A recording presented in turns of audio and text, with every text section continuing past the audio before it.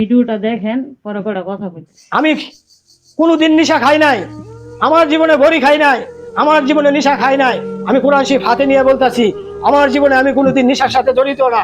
তারপর আমারে বানাইছে নেশাখোর, তারপর আমারে বানাইছে বড়িখোর। আমাকে বানাইয়া এই বড়িখোর বানাইয়া আমার 12 বছরের সংসারটা খান খান খান খান করে ভাঙ্গা ফেলাই দিছে। কিন্তু আমার দুঃখের বিষয়, আমি গত 5 বছর আগে আমার ওয়াইফের সাথে আমি শুয়ে আছিলাম। আমার ওই লোকে আমার ওয়াইফকে ফোন করে বলছে, আমার সামনে বলছে, তোর জামাইরে নিয়া এলাকার মানুষে বাইন্দা দইরা পুলিশের কাছে দিছে। আমার এলাকাবাসীর কাছে আমার আকুল আবেদন, আমাকে কবে এলাকাবাসী আমার নেশার কারণে আমাকে বাইন্দা পুলিশের কাছে দিছিল। আমার একটা প্রশ্ন, আমি দুঃখের সাথে বলতেছি, এদের সাথে আমি পারলাম না। আমার 12 বছরের সংসারটা একবারে খান খান করে দিছে।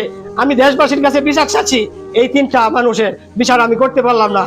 আমি কি করতে পারি? এ আল্লাহ, তুমি তো দেখছো, এদের বিচার তুমি করো, এদের বিচার করো।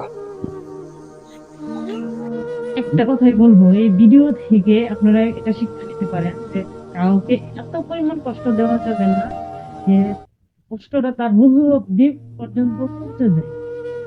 তো আপনি কষ্ট দিয়ে এমন ভাবে আপনাকে অভিশাপ দেয়, আপনি ধ্বংস হয়ে যাবেন। আল্লাহু আকবার, আল্লাহু আকবার।